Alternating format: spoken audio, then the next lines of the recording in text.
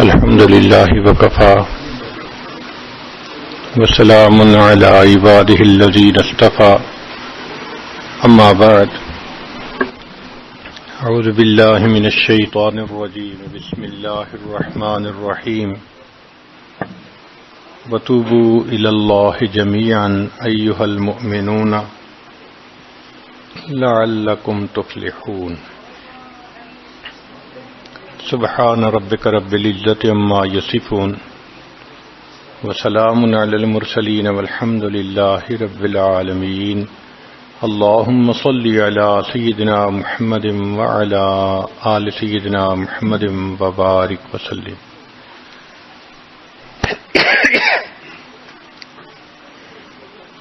انسان جو کام بھی شریعت و سنت کے خلاف کرتا ہے اس کو گناہ کہتے ہیں. اس گناہ سے توبہ کرنا لازم ہوتا ہے. ارشاد باری تعالی ہے وَتُوبُوا إِلَى اللَّهِ جَمِيعًا أَيُّهَا الْمُؤْمِنُونَ لَعَلَّكُمْ تُفْلِحُونَ. اور اے ایمان والو تم سب کے سب اللہ کے سامنے توبہ کرو تاکہ تم فلاح پا جاؤ. چنانچہ ابن تیمیہ رحمۃ اللہ علیہ نے الایمان الاوسط ایک کتاب ہے، اس میں 10 اسباب بتائے ہیں جن سے انسان کے گناہ معاف ہوتے ہیں. یہ 10 اسباب ہمیں زبانی یاد ہونے چاہیے تاکہ ہم ان کے ذریعے سے اپنے گناہوں کی بخشش کا بندوبست کر لیں. سب سے پہلا سبب استغفار. استغفار کہتے ہیں کہ اپنے گزرے ہوئے گناہوں پر نادم ہونا. شریعت نے کہا الندم توبۃ، ندامت یہ توبہ ہے. اور حدیث مبارکہ میں ہے کہ قیامت کے دن سب سے زیادہ خوش انسان وہ ہوگا من وجد فی صحیفتہ استغفارا کثیرا، جس کے نام اعمال میں کثرت کے ساتھ استغفار لکھا ہوا ہوگا. تو ہمیں کثرت سے استغفار پڑھنا چاہیے. چنانچہ ایک شخص حضرت حسن اللہ عنہ کے پاس آیا، حضرت بہت گناہگار ہوں، کوئی عمل بتائیں. فرمایا استغفار پڑھو. ایک اور آدمی آیا، حضرت بارش نہیں ہو رہی، کوئی عمل بتائیں. فرمایا استغفار پڑھو. پھر ایک آدمی آیا کہ حضرت بہت قرضہ چڑھ گیا، دعا کریں کہ کوئی اسباب بن جائیں رزق کے، مال کے، تاکہ قرضہ اتر جائے. فرمایا استغفار پڑھو. پھر ایک شخص آیا کہ حضرت دعا کریں اللہ مجھے بیٹا دے دے. فرمایا استغفار کرو. ایک آدمی آیا میرا باغ ہے، دعا کریں کہ میرا پھل زیادہ لگے. فرمایا استغفار کرو. ایک آدمی آیا میری کھیتی باڑی کی زمین ہے، دعا کریں پانی اندر سے نکل آئے. فرمایا استغفار کرو. اب سننے والا حیران کہ مختلف لوگ مختلف ضروریات آ کر بیان کرتے رہے، سب کے لیے ایک ہی جواب. تو اس نے پوچھا کہ حضرت کیا مسئلہ؟ تو فرمایا کہ دیکھو یہ جواب میں نے اپنی طرف سے نہیں دیا، قرآن مجید سے دیا ہے. اللہ تعالی ارشاد فرماتے ہیں قرآن مجید میں فَقُلْتُ اسْتَغْفِرُوا رَبَّكُمْ إِنَّهُ كَانَ غَفَّارًا. تو سب سے پہلے استغفار کرنے سے گناہوں کی بخشش ہوتی ہے. یرسل السماء علیکم مدرارا، تمہارے اوپر اللہ بارشیں برسائے گا. ویمددکم باموال، اللہ مال کے ذریعے تمہاری مدد کرے گا. وبنین، اور بیٹوں کے ذریعے مدد کرے گا. ویجعل لکم جنات، اور اللہ تعالیٰ تمہیں درختوں پہ پھل زیادہ عطا کرے گا. وَيَجْعَلْ لَكُمْ أَنْهَارًا، اور اللہ تعالیٰ تمہارے لیے زمین سے چشمے جاری فرما دے گا. آپ اگر غور کریں تو ہماری روز مرہ کی جو پریشانیاں ہیں وہ انہی میں سے ہیں. کوئی بیٹے کے لیے پریشان، کوئی کاروبار کے لیے پریشان، کوئی قرضوں کی وجہ سے پریشان. اس کا مطلب یہ ہے کہ اگر ہم استغفار کرنے کی عادت ڈال لیں تو ہمیں کسی اور عمل کی ضرورت ہی نہیں ہے. اور یہ عمل قرآن مجید میں بتایا گیا ہے. یہ پروردگار عالم کا کلام ہے. ہم استغفار کم کرتے ہیں. کم از کم 100 مرتبہ صبح اور شام استغفار کا کرنا معمول بنا لینا چاہیے. آپ لوگ ڈرائیو کرتے ہیں اپنے دفتر جاتے ہوئے تو راستے میں جو آدھا گھنٹہ لگتا ہے اس میں کیا کرنا ہوتا ہے؟ بعض لوگ نعت سن لیتے ہیں، تلاوت سن لیتے ہیں، وہ بھی عبادت ہے. لیکن اس سے زیادہ بہتر یہ ہے کہ انسان خود پڑھے کچھ. تو اگر اس دوران آپ استغفر اللہ ہی پڑھتے رہیں تو سینکڑوں دفعہ استغفار نامہ اعمال میں لکھا جائے گا. اور اگر پورا پڑھ لیں استغفر اللہ ربی من کل ذنب و اتوب الیہ تو یہ سونے پہ سہاگے والی بات ہے. تو اپنے ٹائمنگز کو ایسے ایڈجسٹ کریں کہ اس میں درود استغفار کثرت کے ساتھ آپ پڑھ سکیں. کیونکہ حدیث پاک میں یہ فرمانا کہ قیامت کے دن وہ بندہ بہت خوش ہوگا جس کے نام اعمال میں استغفار زیادہ ہوگا. دوسرا سبب ہے توبہ. توبہ اور استغفار بہت قریب قریب ہیں، ان میں لائن آف ڈیمارکیشن ڈالنا تھوڑا ڈیفیکلٹ ہے. مگر علماء نے لکھا ہے کہ استغفار پچھلے گناہوں پہ ریپینٹنس کو کہتے ہیں، اور توبہ آئندہ گناہوں کو کمٹ نہ کرنا، اس کی کمٹمنٹ کرنا، عزم کرنا، اس کو کہتے ہیں. توبہ عزم جازم، ایک عہد کرنا کہ میں نے آج کے بعد گناہ نہیں کرنا، یہ توبہ کہلاتا ہے. تو گویا توبہ کا تعلق آئندہ گناہ نہ کرنا، استغفار کا تعلق پاسٹ کے ساتھ ہے کہ میں نے جو کیا برا کیا، اللہ بس میری غلطی کو پلیز معاف کر دیں، اس کو استغفار کہتے ہیں. اور یہ استغفار کا حکم اللہ رب العزت نے اپنے حبیب صلی اللہ علیہ وسلم کو دیا. فسبح بحمد ربک واستغفرہ، حکم ہے، صیغہ ہے امر کا. اللہ کے محبوب صلی اللہ علیہ وسلم کو اگر یہ حکم ہے تو سوچئے پھر ہمیں استغفار کرنے کی کتنی ضرورت ہے. توبہ ہر بندے پہ کرنی ضروری. چنانچہ کافر ہے تو وہ کفر سے توبہ کر کے مسلمان بن جائے، مومن ہے گناہوں سے توبہ کر کے نیک بن جائے. جو نیک ہے وہ جو اپنے اعمال کے اندر غفلت ہوتی ہے، نماز کی غفلت، ذکر میں غفلت، تلاوت میں غفلت، اس غفلت سے توبہ کرے. اور جو کہے کہ جی میں تو اس سے بھی توبہ کرتا ہوں، تو بھئی ہم جو اعمال کرتے ہیں یہ اس کوالٹی کے تو نہیں کہ اللہ تعالیٰ کے ہاں قبولیت پا سکیں. اب پھر استغفار کرنا کہ اللہ اس کو قبول کر لیجئے، کیونکہ اللہ کے محبوب صلی اللہ علیہ وسلم نے فرمایا ما عبدنا کا حق کا عبادتک، اے اللہ ہم نے عبادت نہیں کی جیسے عبادت کرنے کا حق تھا. اگر سید الاولین والآخرین صلی اللہ علیہ وسلم یہ فرماتے ہیں، ہم کس کھیت کی گاجر مولی ہیں، ہماری عبادتیں کیا عبادتیں ہیں. تو استغفار کرنا، توبہ کرنا ہم میں سے ہر بندے پر لازم ہے. تیسری چیز جس سے کہ گناہ معاف ہوتے ہیں، الحسنات الماحیہ، نیکیاں. جو انسان نیک اعمال کرتا ہے تو گناہ دھل جاتے ہیں. نیک اعمال کی مثال صابن کی ہے، گناہوں کی مثال میل کی سی ہے. صابن جتنا زیادہ لگتا ہے اتنا میل دھل جاتی ہے. ان الحسنات یذہبن السیئات. یہاں شیطان دھوکہ دیتا ہے. مثلا اگر کوئی بچہ تعلیم پا رہا ہے مگر کوئی گناہ بھی کرتا ہے، تیرے علم کا کیا فائدہ، گناہ تو چھوڑتا نہیں.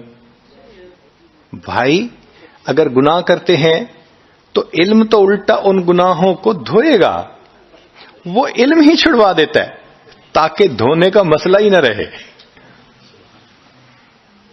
اب عورت سوچے گی میں پردہ تو کرتی نہیں، نمازوں کا کیا فائدہ. یہ دھوکہ ہے شیطان کا. بھئی آپ نمازیں پڑھتی رہو، اس نمازوں کی برکت سے اللہ پھر پردے کی بھی توفیق دے دیں گے. تو نیکی نہیں چھوڑنی چاہیے کبھی بھی. یہ سوچ کے جی میں اچھا تو ہوں نہیں، کیا فائدہ. فائدہ ہے. جب اللہ فرما رہے ہیں کہ نیکیاں گناہوں کو دھو دیتی ہیں، بھئی گناہ تو ہم چھوڑتے نہیں اور نیکی آرام سے چھوڑ دیتے ہیں، یہ کہاں کی لاجک ہے. تو اس لیے نیکی بھاگ بھاگ کے کرنی چاہیے. اگر گناہ ہیں تو نیکی اور زیادہ کریں تاکہ نیکی کی برکت سے گناہوں کی ظلمت ختم ہو جائے اور دھل جائے۔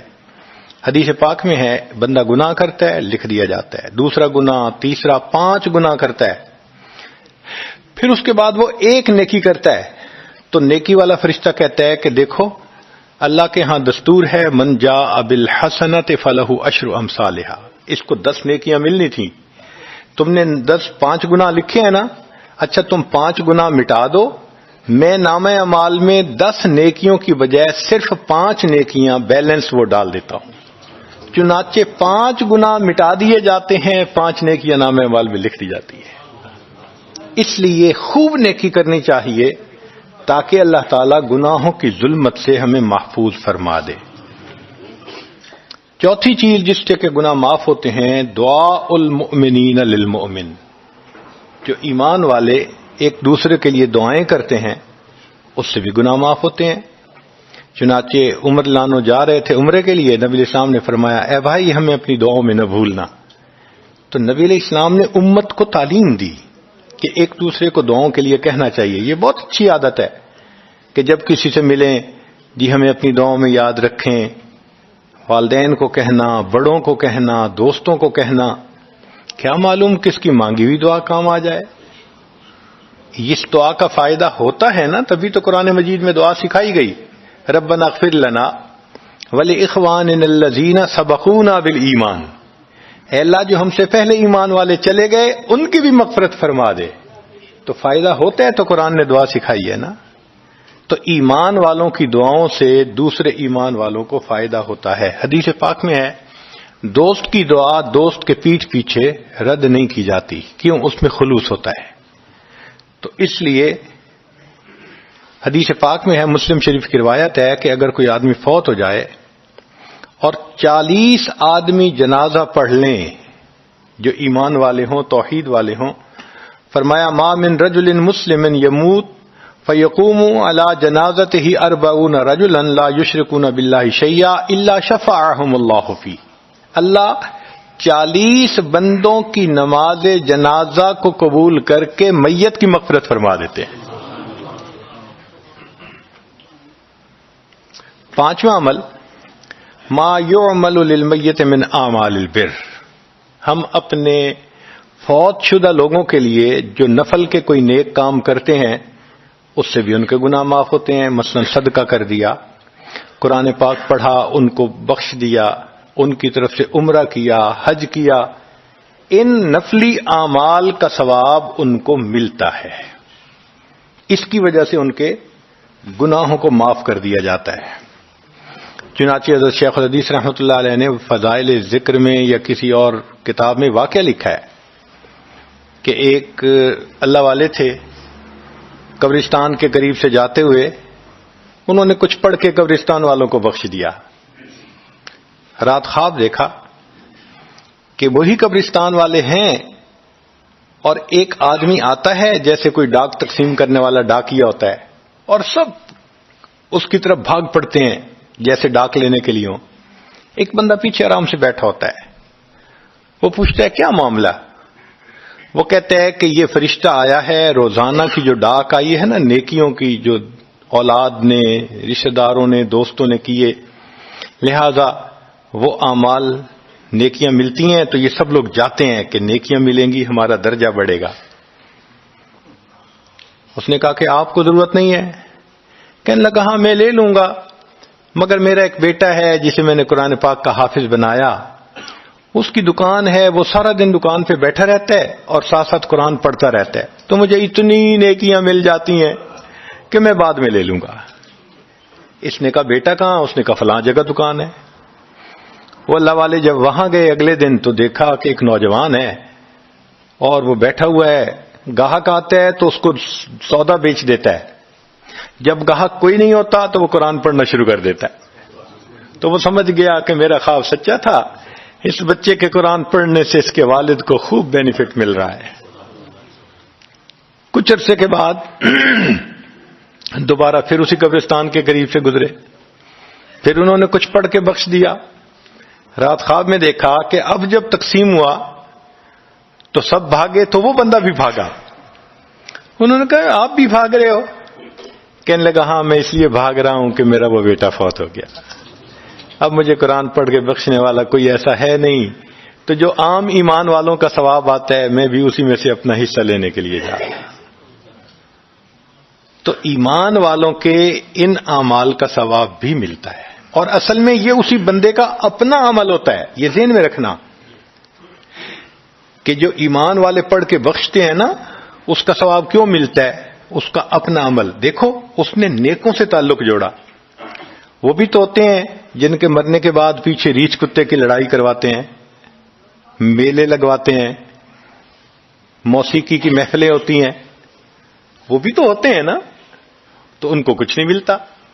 اس بندے نے نیکوں سے محبت کی، یہ اس کا اپنا عمل ہے. اس کی محبت کی وجہ سے اب یہ لوگ اس کو پڑھتے ہیں، اللہ اس کو ثواب پہنچا دیتے ہیں. تو اس کے اپنا عمل ہے اصل میں. پھر چھٹی چیز جس کی وجہ سے گناہ معاف ہوتے ہیں، المصائب التی یکفر اللہ بها الخطایا فی الدنیا. دنیا میں انسان کو جو مشکلات، تکلیفیں، مصیبتیں پہنچتی ہیں ان کی وجہ سے گناہ معاف کر دیے جاتے ہیں. کوئی مصیبت دنیا میں پہنچتی ہے گناہ معاف ہوتے ہیں. چنانچہ نبی علیہ السلام تشریف فرما تھے، چراغ بجھ گیا. نبی السلام نے فرمایا انا للہ و انا الیہ راجعون. ام المومنین عائشہ صدیقہ رضی اللہ عنہا نے پوچھا اے اللہ کے حبیب صلی اللہ علیہ وسلم یہ تو پڑھتے ہیں جب کوئی آدمی فوت ہو جاتا ہے. فرمایا عائشہ مومن کو جو بھی دنیا میں تکلیف غم پہنچتا ہے اگر وہ اس کے اوپر انا للہ پڑھ لے اس کو ثواب ملتا ہے. تو سوچنے کی بات ہے چراغ کے بجھنے پر اگر ثواب ملتا ہے تو کسی عزیز کی زندگی کا چراغ بجھ گیا اس پر کتنا ثواب ملے گا. اس لیے تکلیف آئے تو پریشان ہونے کی بات نہیں ہوتی، صبر کرنے کی بات ہوتی ہے. انسان بے صبری کے ذریعے خواہ مخواہ اس تکلیف پر ملنے والے ثواب سے اپنے آپ کو محروم کر دیتا ہے. بے صبری سے تکلیف ختم نہیں ہوتی، ثواب ملنا بند ہو جاتا ہے. تو بے صبری کا کیا فائدہ؟ اور ہو سکتا ہے کہ یہ مصیبت جو آئی یہ بندے نے خود مانگی ہو. یہ بھی عجیب بات ہے. آپ کہیں گے جی کوئی بندہ مصیبت تو نہیں مانگتا. ہاں ہو سکتا ہے مانگی ہو. کیسے؟ کہ دعا مانگی اللہ مجھے قیامت کے دن میرے محبوب صلی اللہ علیہ وسلم کے ہاتھوں حوض کوثر کا جام عطا کر دینا. اللہ نے دعا قبول کر لی. عمل تو ہے نہیں کہ یہ نعمت نصیب ہو. تو اب کیسے ملے گا؟ اللہ تعالی بیماری، مصیبت، پریشانی کچھ اس کے اوپر بھیج دیتے ہیں. اگر یہ بندہ اس پر صبر کر لیتا ہے اس کو بہانہ بنا کر اللہ اس کو وہ نعمت عطا فرما دیتے ہیں. چنانچہ ایک بزرگ تھے، 70s میں تھے، بیوی بھی اسی طرح بہت نیک تھی. بیوی نے کہا کہ میرا بڑا دل چاہتا ہے کہ نبی علیہ الصلوۃ والسلام کا دیدار نصیب ہو. میں بڑا درود شریف پڑھتی ہوں، نفل پڑھتی ہوں، مگر مجھے واضح زیارت نہیں ہوئی. آپ کو کوئی عمل آتا ہو تو بتا دیں. انہوں نے کہا عمل آتا ہے، کرو گی؟ کہا بالکل کروں گی.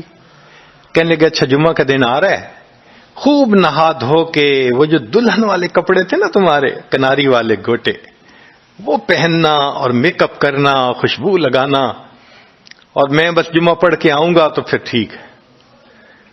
اس نے کہا بہت اچھا. وہ اللہ کی بندی نہائی دھوئی، دلہن کی طرح خوب تیار ہوئی، کپڑے دلہن والے پہنے. ان بزرگوں نے جمعہ کی نماز پڑھی تو ساتھ بھائی کا گھر تھا اس کی، یعنی ان کی بیوی کا. تو بیوی کے بھائی کے گھر چلے گئے. اس کو جا کے کہا میری عمر دیکھو اور آ کے اپنی بیوی بہن کی حالت دیکھو. اس نے کہا کیا مسئلہ؟ وہ ساتھ آ گیا. اور جب گھر آ کے اس نے دیکھا تو بیوی تو دلہن بنی بیٹھی ہے. بھائی کو غصہ آیا، تمہیں اپنی یہ تمہاری عمر اور یہ تمہارے لچھن. اس نے تو ڈانٹا اور وہ بیچاری روئی، اس کا دل ٹوٹا، رو رو کے حال برا، سو گئی. اللہ کی شان کہ اس نیند میں اس کو نبی علیہ السلام کی زیارت نصیب ہو گئی. اب وہ اٹھی تو وہ خوش بھی ہے اور پریشان بھی ہے. خوش اس بات پہ کہ زیارت ہو گئی، اور پریشان اس بات پہ کہ میاں نے کیا کیا، خود کہا دلہن بنو اور خود بھائی سے مجھے ڈانٹ پڑوا دی. تو پھر اس نے پوچھا کہ آپ نے ایسا کیوں کیا؟ انہوں نے کہا دیکھو میں تمہاری زندگی کو قریب سے جانتا ہوں، میں نے تمہیں اتنا پیار محبت سے رکھا ہے کہ تمہیں زندگی کے کوئی تکلیف نہیں پہنچنے دی. میں نے، تم نے عبادت کی انتہا کی ہے، مگر کچھ نعمتیں ہوتی ہیں جو دل ٹوٹنے پہ ملتی ہیں. تو تمہارا تو کبھی دل ٹوٹا نہیں، تو میں نے ایک بہانہ بنایا کہ تمہیں کہا دلہن بنو، بھائی کو شکایت لگا دی، اس نے ڈانٹ پلا دی، تمہارا دل ٹوٹا، اللہ کو رحم آ گیا. اللہ تعالیٰ ٹوٹے دلوں پر رحم فرما دیتے ہیں. تو ممکن ہے کہ یہ مصیبت، یہ پریشانی اللہ کی طرف سے ہمارے لیے انعام کا سبب بن کے آئی ہو. اس لیے ہمارے بزرگوں نے کہا سکھ دکھاں تو دیواں وار، کہ میں سکھوں کو دکھوں پہ قربان کر دوں. سکھ دکھاں تو دیواں وار، دکھاں آن ملائم یار، کہ دکھوں نے مجھے میرے یار سے ملا دیا. اللہ کو بڑا ترس آتا ہے اس بندے پر جس پر کوئی مصیبت آتی ہے، پریشانی آتی ہے.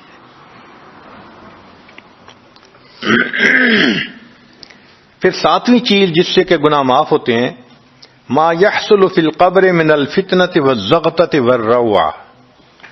قبر کے اندر انسان جب جائے گا تو اس کو وہاں پر زغط قبر پیش آئے گا. قبر دباتی ہے، اس قبر کے دبانے سے بھی گناہ معاف ہوتے ہیں، اور یہ زغط قبر ہر کسی کو پیش آئے گا. سعد لانو ایک صحابی ہیں، نبی علیہ السلام نے ان کا جنازہ پڑھایا اور اللہ کے محبوب صلی اللہ علیہ وسلم پنجوں کے بل چلنے لگے. تو صحابی نے پوچھا اے اللہ کے نبی صلی اللہ علیہ وسلم آپ ایسے چل رہے ہیں؟ فرمایا سعد کی نماز جنازہ میں شرکت کے لیے اتنے فرشتے آسمان سے اتر آئے، مجھے پاؤں رکھنے کی جگہ نہیں مل رہی. پھر حدیث پاک میں آتا ہے کہ نبی علیہ السلام نے فرمایا سعد کی وفات پر اللہ کا عرش بھی 3 دن تک روتا رہا. جن کی وفات پہ اللہ کا عرش روئے، اللہ کے فرشتے جنازے میں اتریں، کیسے اللہ کے مقبول بندے ہوں گے. پھر نبی علیہ السلام نے فرمایا سعد کو بھی زغط قبر پیش آیا. تو اس کا مطلب یہ ہے کہ یہ زغط قبر تو پیش آنا ہی ہے، ہر کسی کو آنا ہے، کوئی بھی ہو. اب یہ عجیب سی بات ہے، مگر اس کو سمجھیں کہ کیوں پیش آنا ہے. آپ اگر کسی ریسٹورنٹ پہ جائیں اور جا کے سویٹ ڈش کھائیں یا کباب کھائیں تو بل پے کرنا پڑتا ہے نا. گروسری سٹور سے جا کے کوئی چیز لائیں، بل پے کرنا پڑتا ہے نا، ہر چیز کا بل ہوتا ہے نا. اس دنیا میں انسان جو مزے لیتا ہے بھلے جائز صحیح، ان کی بھی ایک کاسٹ ہے اور وہ اسے پے کرنی پڑے گی، اور وہ کاسٹ زغط قبر سے پے ہوگی. اس لیے جس کی زندگی غربت میں گزری ہوگی اس کا زغط قبر بہت کم ہوگا، اور جس نے عیش آرام مزے سہولت انجوائے کیا کاسٹ تو دینی پڑے گی نا وہاں جا کے. تو زغط قبر تو پیش آنا ہے. ہمارے والد صاحب بچپن میں دیکھتا تھا میں کہ بہت اچھا سالن بنا ہوتا تھا نا، تو اکثر وہ گلاس پانی کا اٹھاتے تھے اور ایک گھونٹ پانی ڈال دیتے تھے. مجھے سمجھ نہیں آتی تھی یہ کیا کرتے ہیں. میں اکثر ان سے پوچھتا تھا ابو آپ ایسے کیوں کرتے ہیں، نہیں بتاتے تھے. جب ان کی وفات ہوئی تو بعد میں والدہ صاحبہ نے کہا کہ اصل میں وہ یہ کہا کرتے تھے کہ نفس میرا دشمن ہے، میں اس نفس کو لذتیں کیوں دوں. وہ لذیذ کھانے کے اوپر بھی ایک گھونٹ پانی ڈال کے اس کو کم مزے والا بنا لیا کرتے تھے، جائز لذتوں کو بھی کم کر لیتے تھے. ہمارا کیا حال ہوگا جو ناجائز لذتوں کے پیچھے بھاگتے پھرتے ہیں. تو یہ زغط قبر مومن کو بھی پیش آتا ہے اور کافر کو بھی، مگر فرق ہے. کافر کو پیش آئے گا کہ حدیث پاک میں آتا ہے دائیں طرف کی پسلیاں بائیں طرف اور بائیں کی پسلیاں دائیں طرف، یوں پسلیاں توڑ کے رکھ دیں گے، اور مومن کو بھی ضغط قبر پیش آئے گا، مگر مومن کو ضغط قبر تکلیف نہیں دے گا اتنی اگر نیک ہوا۔ کیوں؟ اچھا آپ بتائیں سر میں درد ہو تو آپ کہتے ہیں نا ذرا سر دبا دو، تو تکلیف ہوتی ہے یا راحت ملتی ہے؟ سر دبانے سے راحت ملتی ہے۔ جس طرح سر درد میں کوئی دبائے سر کو راحت ملتی ہے، ایسے ہی مومن کو ضغط قبر تو پیش آئے گا مگر مومن کے لیے راحت کا سبب ہوگا۔ 8ویں چیز جس سے کہ گناہ معاف ہوں گے، احوال یوم القیامت وکربھا وشدائدھا، قیامت کے دن جو انسان کو ایک وحشت کی کیفیت ہوگی، ہول کی کیفیت ہوگی، خوف ڈر کی کیفیت ہوگی۔ اللہ اکبر۔ امام غزالی رحمۃ اللہ علیہ نے تفصیل لکھی ہے کہ سارے لوگ کھڑے ہوں گے اور سورج بہت قریب ہوگا، پسینے میں شرابور ہوں گے۔ اللہ اکبر۔ اس وقت جہنم کے اندر ابال آئے گا اور جہنم کے اندر سے انگارے اٹھ کر اوپر جائیں گے اور واپس گریں گے۔ فرماتے ہیں اس وقت انبیاء میں سے کوئی نبی بھی ایسا نہیں ہوگا جس کو یہ ڈر نہ ہو کہ کہیں انگارے میرے اوپر نہ آ جائیں۔ اگر انبیاء بھی تھرا رہے ہوں گے، ہمارا اس دن کیا حال ہوگا؟ تو قیامت کے دن کی دہشت اور وحشت کوئی چھوٹی چیز نہیں ہے، مگر اس سے بھی اللہ تعالیٰ ایمان والوں کے گناہوں کو معاف فرما دیں گے۔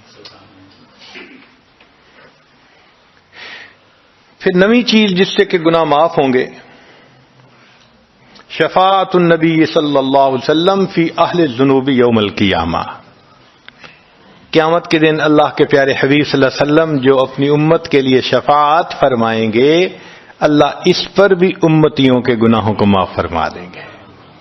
نبی اسلام نے ارشاد فرمایا کہ اللہ رب العزت نے ہر نبی علیہ السلام کو ایک ایسی دعا مانگنے کا اختیار دیا کہ جیسی دعا مانگی جائے گی منو ان قبول ہو جائے گی۔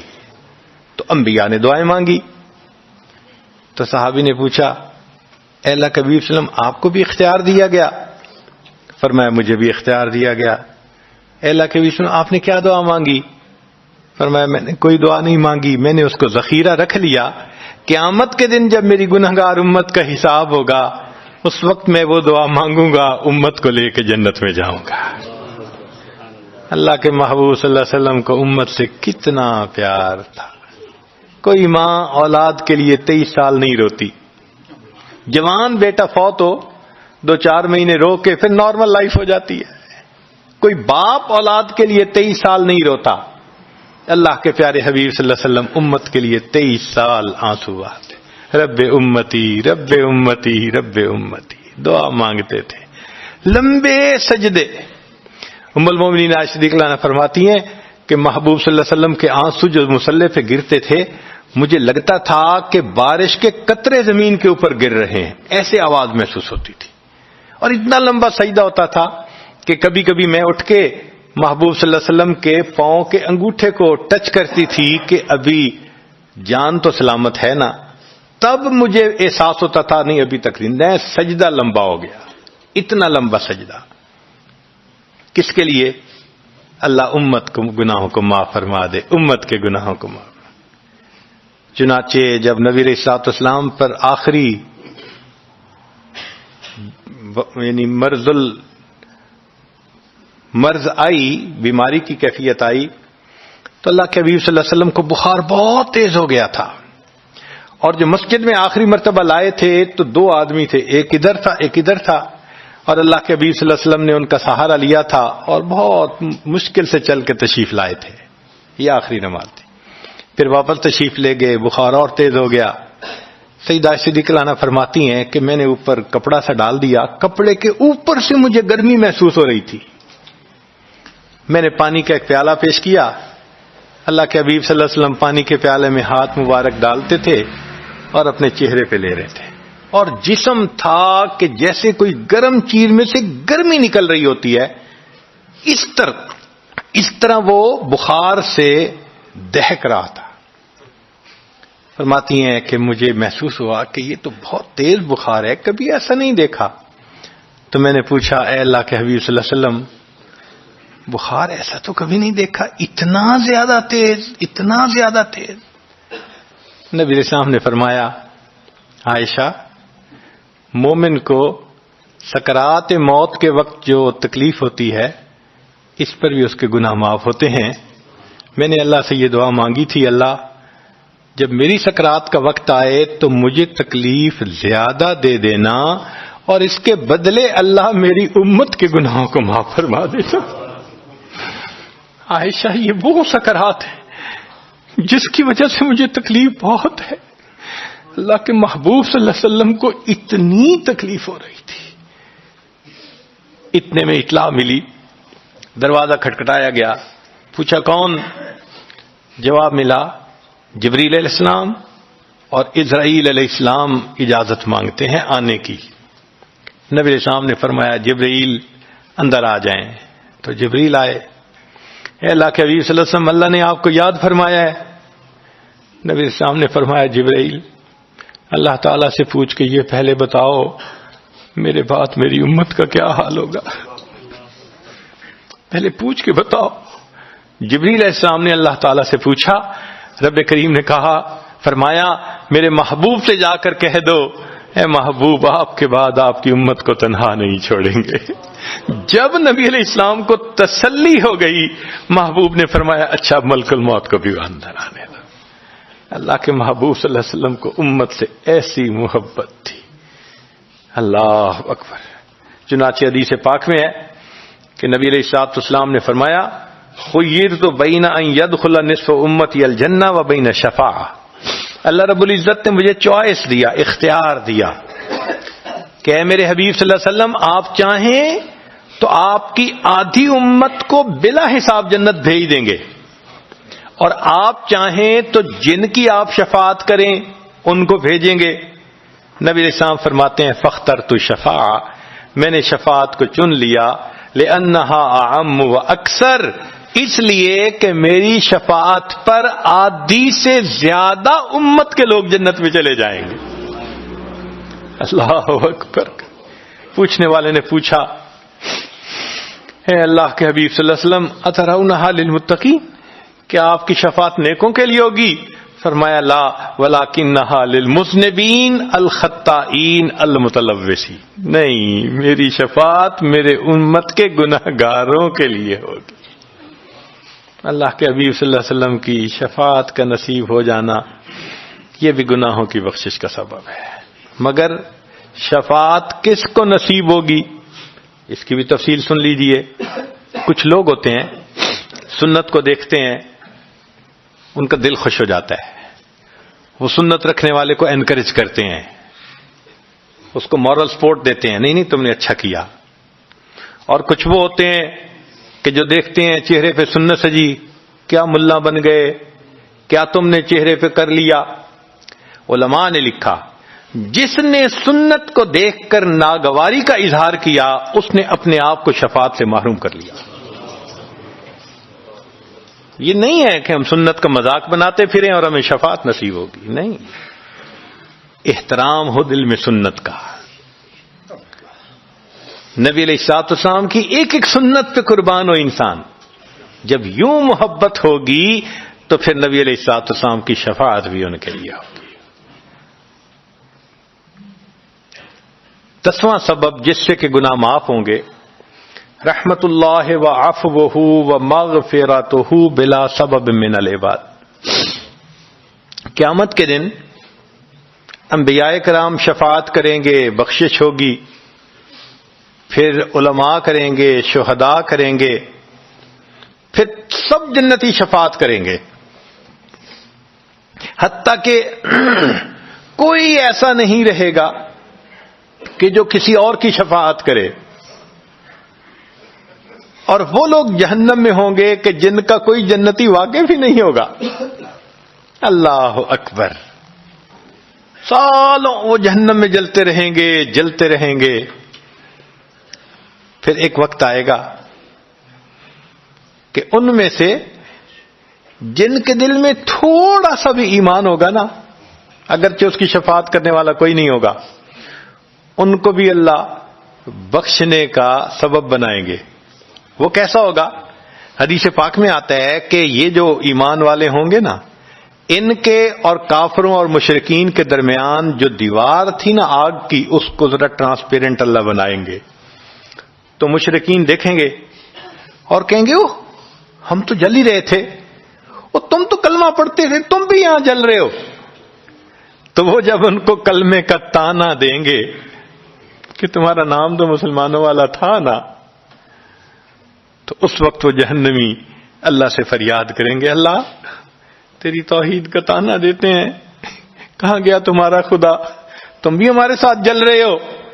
جب وہ فریاد کریں گے، اللہ تعالیٰ جبرائیل علیہ السلام کو فرمائیں گے، جبرائیل جاؤ، جس کے دل میں ذرہ برابر بھی تمہیں ایمان نظر آتا ہے اس کو بھی جہنم سے نکال دو، ان کو بھی جہنم سے نکال دیا جائے۔ پھر اس کے بعد وہ بچیں گے کہ جن کا ذرہ ایمان بھی نہیں فرشتے کو نظر آئے گا، مگر اللہ فرمائیں گے انبیاء نے بھی شفاعت کر لی، شہداء نے بھی، علماء نے بھی، جنتیوں نے بھی، اب میں اپنی رحمت کا اظہار کرتا ہوں، میں بھی تو بندوں سے محبت کرتا ہوں۔ حدیث پاک میں ہے ثلاثہ حشیاتن، یوں کر کے اگر گندم ہونا اور انسان دونوں ہاتھوں کو ایسے کرے تو اس کو لپ کہتے ہیں، لپ بھرنا، تو اس میں ہزاروں چاول کے دانے آ سکتے ہیں۔ سوچئے اللہ رب العزت لپ بھریں گے تو وہ کتنی بڑی ہوگی، کھربوں لوگ ہوں گے، ایک لپ کو بھر کے نکالا جائے گا، پھر دوسری کو نکالا جائے گا، پھر تیسری لپ بھر کے نکالیں گے، پھر ایک حوض ہوگا، کہا جائے گا جہنمی کو اغتسل فی ھذا الغدیر، اس حوض کے اندر تم جاؤ غسل کرو۔ جب وہ غسل کریں گے بالکل ان کے جسم صحیح سلامت ہو جائیں گے، پھر اللہ تعالیٰ ان کو جنت عطا فرمائیں گے، مگر ان کے ماتھے پر لکھا ہوا ہوگا اتقاء الرحمن، کہ رحمان نے اپنی رحمت سے ان کو رعایتی پاس کر دیا، وہ جنت میں جائیں گے۔ اب جو جنت میں جائیں گے تو جنتی لوگ ان کے ساتھ ملیں گے، خوش ہوں گے، مگر کہیں کہیں کوئی ان کو کہے گا ہم تو اللہ کے فضل سے سیدھا آ گئے، تم تو وایا فلاں جگہ سے آئے ہو نا، رعایتی پاس ہو۔ اب جب ان کو رعایتی پاس کا تانا ملے گا تو ان کو عجیب لگے گا، پھر ایک وقت آئے گا کہ یہ سب اتقاء الرحمن اللہ کے سامنے فریاد کریں گے، اللہ آپ نے اپنی رحمت سے جہنم سے نکال دیا، جنت بھیج دیا، یہ جو مہر ایک لگا دی یہ بھی تو اتار دیجئے نا۔ تو اللہ تعالیٰ ان کی مہر کو ختم فرمائیں گے اور یہ جنت میں رہنے لگ جائیں گے۔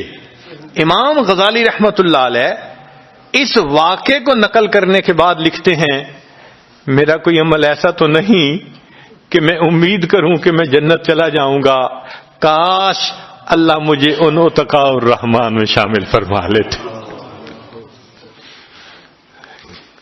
کاش کہ اللہ تعالیٰ مجھے ان اتقاء الرحمن میں شامل فرما لیتے۔ بے گناہوں میں چلا زاہد جو اس کو دیکھنے، مغفرت بولی ادھر آ میں گنہگاروں میں ہوں، وہ کرشمے شان رحمت نے دکھائے روز حشر، چیخ اٹھا ہر بے گناہ میں بھی گنہگاروں میں ہوں۔ اللہ اکبر۔ حضرت قاری طیب صاحب رحمۃ اللہ علیہ ایک کتاب میں لکھتے ہیں، اتنا اللہ کی رحمت کا ظہور ہوگا، اتنا ظہور ہوگا اس دن، ایک ایسا وقت آئے گا کہ شیطان بھی سر اٹھا کر دیکھے گا، اسے بھی امید لگے گی شاید میری بھی مغفرت کر دی جائے۔ وَكَانَ بِالْمُؤْمِنِينَ رَحِيمًا۔ اللہ تعالیٰ قیامت کے دن اپنی رحمت کا اظہار فرمائے۔ اللہ کرے قیامت کے دن اللہ کی رحمت سے ہمارا کام بن جائے۔ اللہ تعالیٰ ہمیں اپنے گناہوں سے سچی توبہ کرنے کی توفیق عطا فرمائے، اور اللہ تعالیٰ ہمیں اپنے بخشش کیے ہوئے گنہگار بندوں کی قطار میں قیامت کے دن شامل فرمائے۔ وآخر دعوانا ان الحمد للہ رب العالمین۔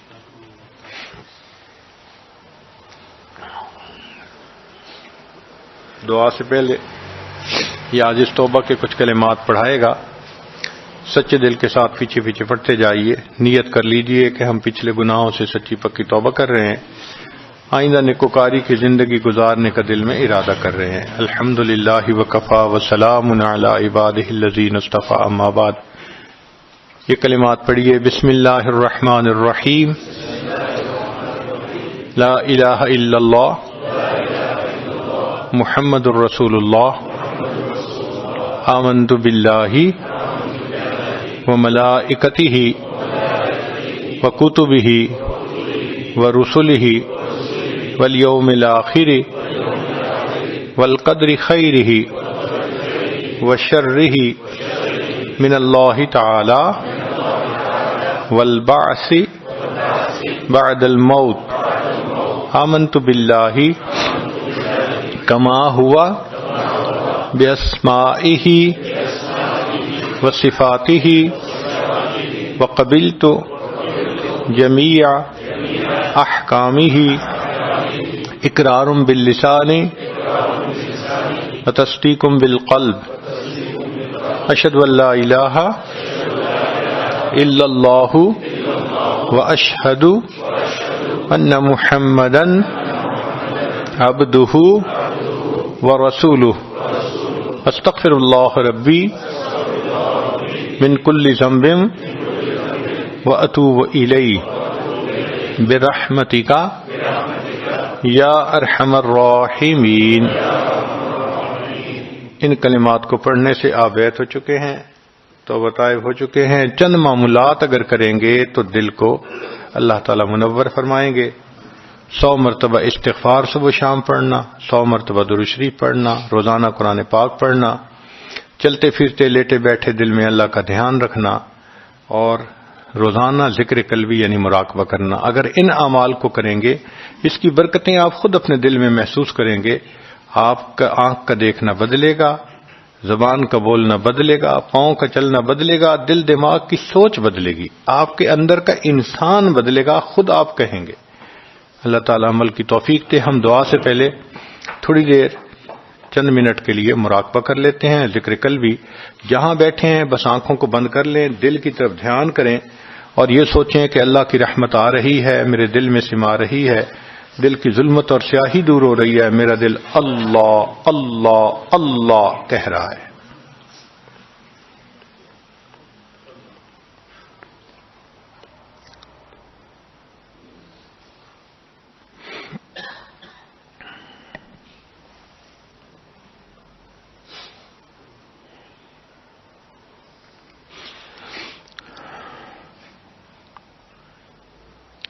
اپنے دامان شفاعت میں چھپائے رکھنا، میرے سرکار میری بات بنائے رکھنا، آپ کی یاد ستاتی ہے تو رو لیتے ہیں، اپنی یادوں کے ہمیں روگ لگائے رکھنا،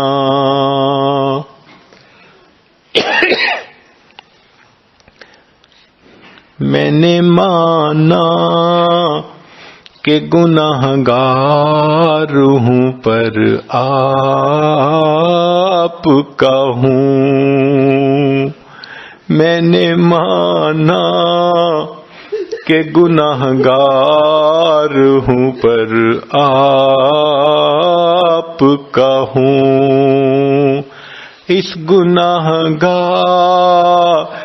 سے سرکار نبھائے رکھنا،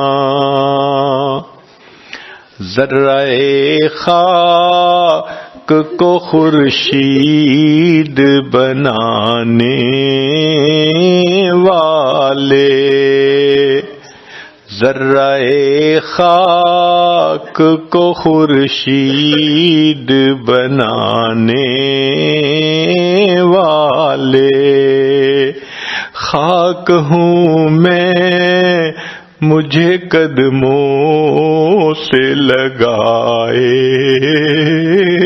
رکھنا۔ اللہ اللہ۔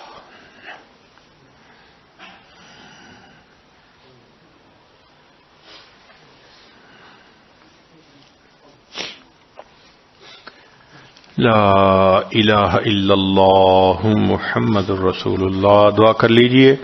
سبحان ربی العلی الوہاب، اللہم صلی علی سیدنا محمد وعلی آل سیدنا محمد وبارک وسلم۔ اے کریم آقا، ہم آپ کے عاجز مسکین بندے ہیں، ہمارے گناہوں کو معاف فرما، خطاؤں سے درگزر فرما، عیبوں کی پردہ پوشی فرما۔